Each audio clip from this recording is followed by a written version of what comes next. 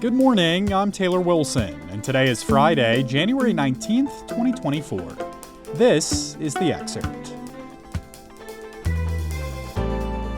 Today, lawmakers again avoid a government shutdown, plus what a new report into the Uvalde shooting means for the community.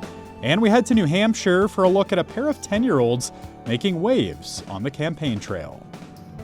Congress has once again avoided a partial government shutdown just a day before funding was set to expire. Both chambers approved a funding extension through March with overwhelming bipartisan support. That should allow lawmakers more time to hammer out a long-term spending agreement. Avoiding a shutdown means avoiding disruptions in food safety inspections, passport processing, air travel, small business loans, early childhood learning, and more. President Joe Biden is expected to sign the legislation. As expected, averting a shutdown came with hurdles from some of the most conservative lawmakers in the House, who sought to block the deal because it continues current spending levels. In order to sidestep hard-right GOP lawmakers, the extension was passed using a method that requires significant bipartisan support. You can read more with a link in today's show notes. The U.S. Justice Department released its long-awaited report into the Uvalde school shooting yesterday. The release capped an emotional 2 days in the Texas city that was thrown into the national spotlight because of the shooting's brutality and the breakdown of standard law enforcement procedures when responding to an ongoing shooting. The gunman killed 19 children and 2 teachers and left 17 other children and adults injured. Authorities say U.S. Border Patrol agents eventually killed the shooter and not the hundreds of state and local law officers who swarmed the school. For more on the Justice Department report and what it means for the community and other communities going forward, I spoke with Austin American-Statesman chief politics reporter John C. Moritz. John, thanks for hopping on the Excerpt today. I'm glad to be here. Thank you. So, John, the U.S. Justice Department report into the Uvalde shooting described the response by law enforcement as a failure. What exactly did this report reveal? It didn't reveal a whole lot that's specifically new, but what it did, it sort of aggregated all of the loose ends that have been out there floating and put them in one package that's 500 pages long. But the parts are more digestible and easier to follow because it's done in a timeline fashion, and it points out specific categories and examines each of those sundry categories where they cite all these abject failures. They do not mince words, but they also don't say, and head should roll. They're leaving that aspect of it to the local prosecuting authorities to carry on their work. If these families were wanting that part of it, they didn't quite get it, but most of them, even while saying we wish we would have got a little bit more, are very appreciative of the fact that all of this stuff was put into this package, made understandable, and presented in basically what is now a national format.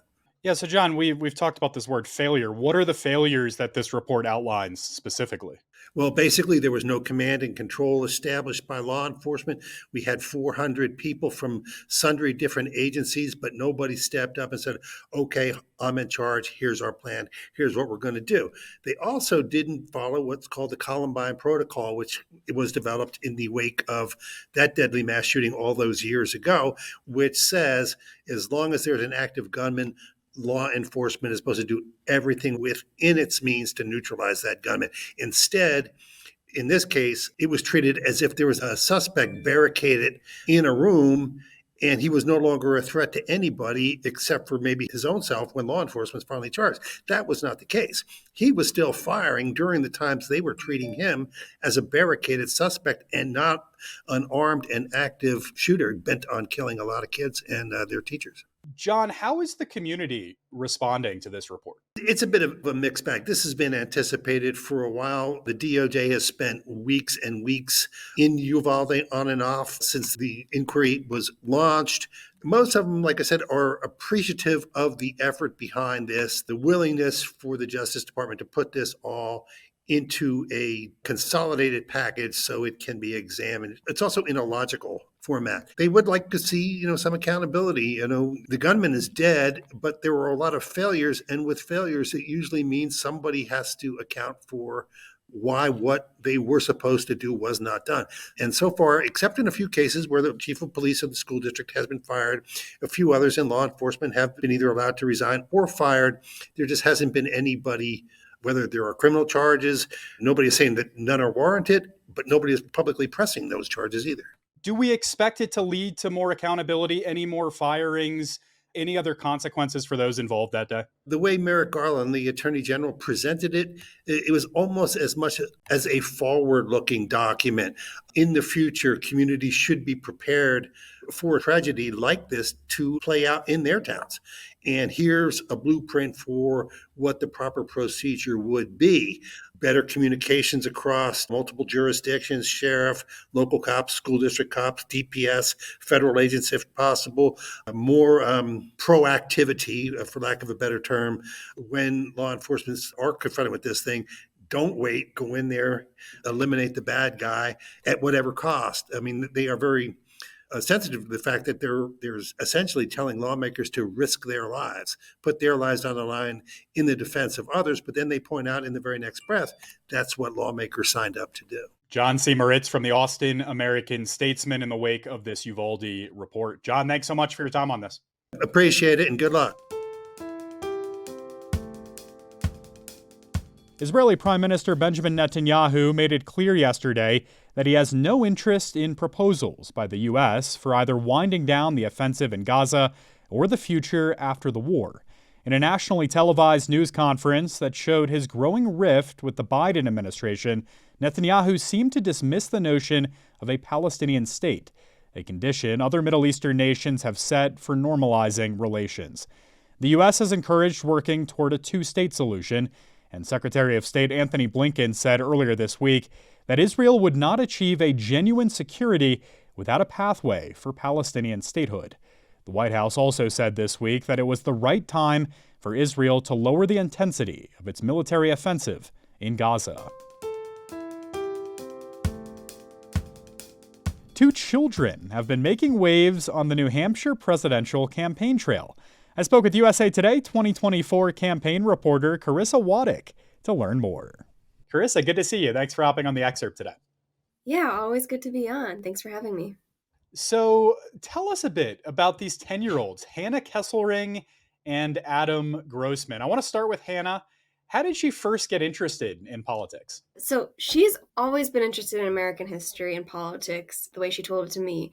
Since she's homeschooled, her mom said that they've leaned into those subjects for her, and they've been taking her to vote since she was really little.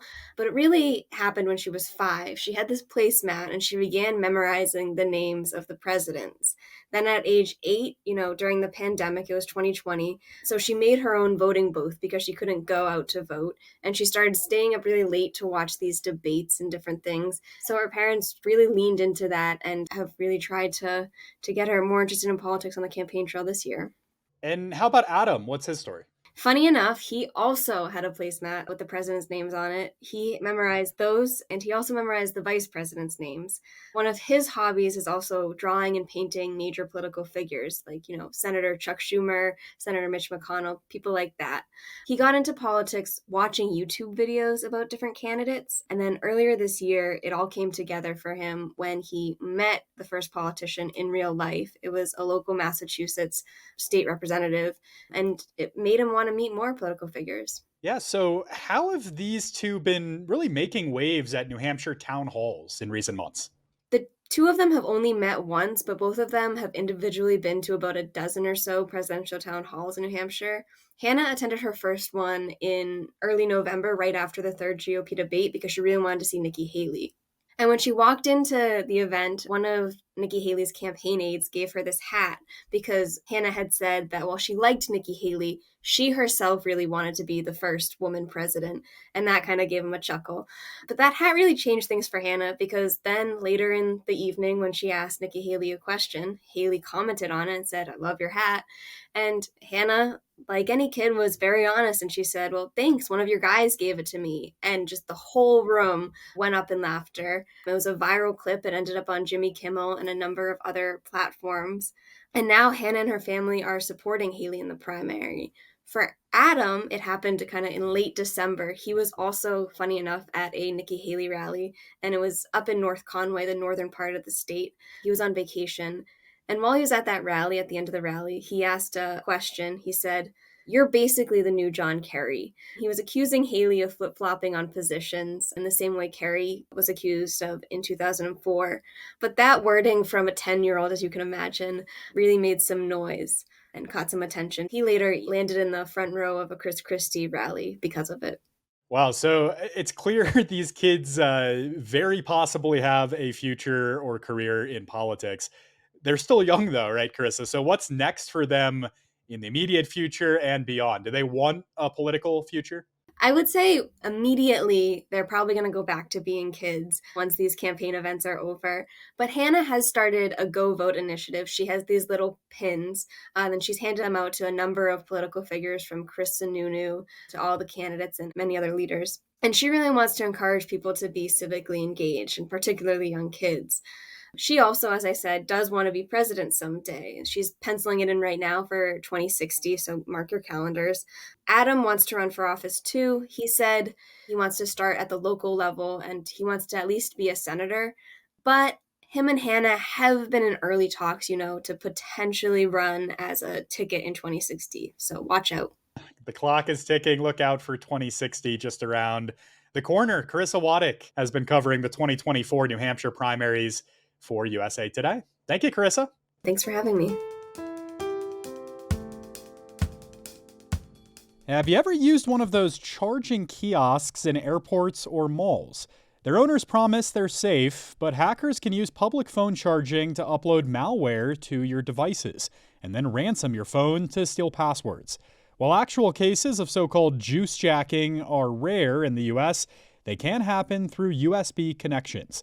To avoid malware, if a kiosk has actual power outlets to charge your phone, there's no fear of hacking. But tech advice columnist Kim Commando recommends staying away from USB ports of any size. Hackers can even target popular hotel room USB ports to steal data, even if you're not using a kiosk. For more tips and tricks, you can check out the Kim Commando Today podcast. Thanks for listening to The Excerpt. We're produced by Shannon Ray Green, and our executive producer is Laura Beatty. You can get the podcast wherever you get your audio. And if you use a smart speaker, just ask for The Excerpt. I'm Taylor Wilson, back tomorrow with more of The Excerpt from USA Today.